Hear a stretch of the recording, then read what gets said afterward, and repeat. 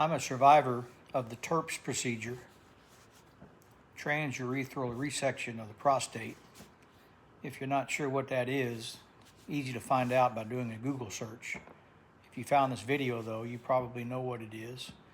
What I wanted to do is just provide my experience on the procedure and the rehabilitation or recuperation after the procedure. It was a lot more than I anticipated. It's been 14 weeks, almost, since I've had the procedure done. And the procedure itself went pretty well at the hospital. I was released the next day without the catheter, and apparently that's a good thing. Some people have to keep the catheter in for a while, a week or so, after leaving the hospital. So I felt like that was a good thing. And when I got home, I was recovering, and I guess it was the second day when I just started leaking really badly, incontinence. And I didn't really expect that.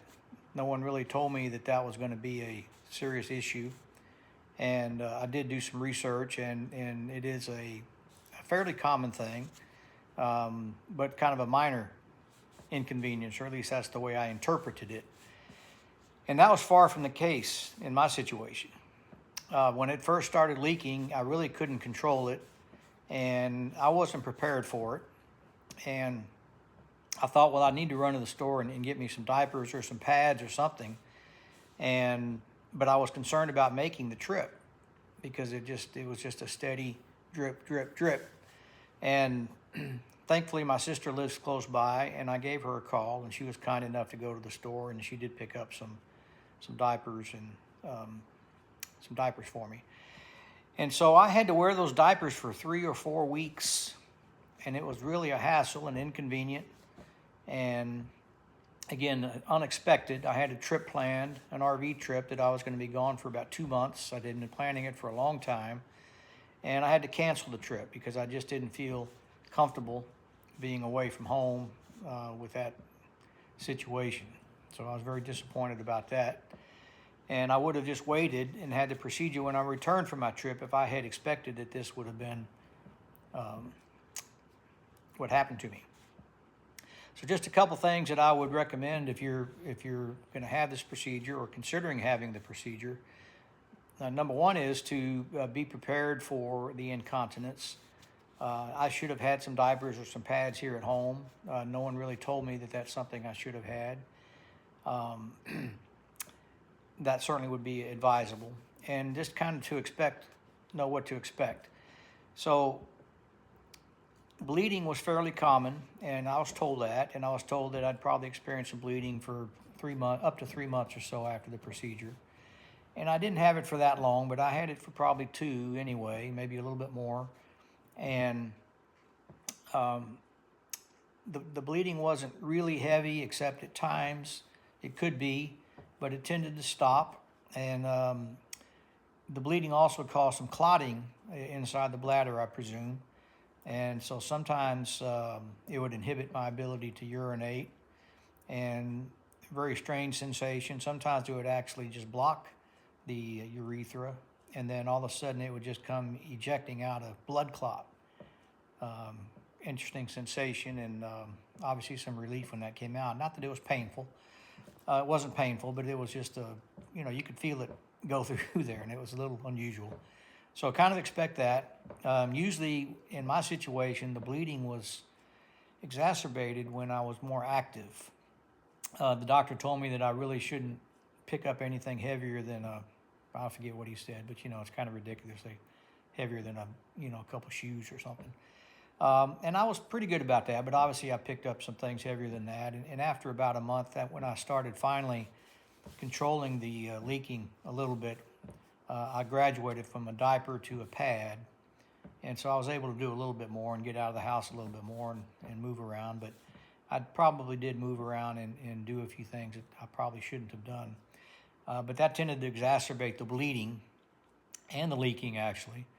So I would try to curtail my activities a little bit. And again, just so that you would know if you're considering this, kind of be prepared for at least 2 months and really more like 3, to just be pretty sedentary and just get used to sitting on your butt. I mean, I really got tired of that and fed up with it, but so it's more serious recovery, I think, than at least that I was led on to believe and that I expected.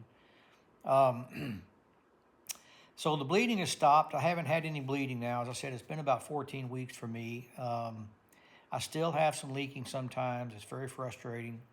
It's not really bad, but just little drips and things. And one thing I can tell you is the alcohol definitely exacerbates the problem. I'm not a heavy drinker, but I enjoy scotch most every night. I would have a scotch, and I drink wine on occasion and beer occasionally. But I would find that when I drank alcohol that I would leak that night. And just a few nights ago, in fact, I had a little bourbon. I'd like to test it every once in a while and just see if I'm doing better with it. And so far I haven't. So I had a bourbon just on the rocks, and I had to change my sleep pants. I woke up and I was pretty wet down there. And the other thing that's frustrating is, you don't really feel it coming. When I am dripping and leaking, sometimes I don't even know I'm doing it, which is frustrating too. And sometimes too, it's the sensation's different than when I feel like I have to pee. I mean, used to, obviously I could tell when I had to pee and I could do it, but sometimes now it doesn't really seem to be as obvious to me. And then of course, if the bladder gets full, it tends to release itself. And in my case, the doctor said that it was normal for me to have some leaking because I was really highly constricted. In fact, he showed me a video of my picture, and I was surprised, really. And he said this also, that I was able to pee at all. I mean, it was really constricted in there, and he scraped out quite a bit. And he said that, the bladder had gotten used to having to work really hard to push through that blockage.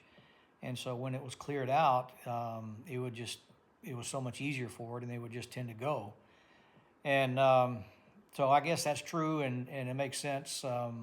But again, for as long as I've been dealing with it, and I just hope to God it's not something that I'm going to deal with the rest of my life.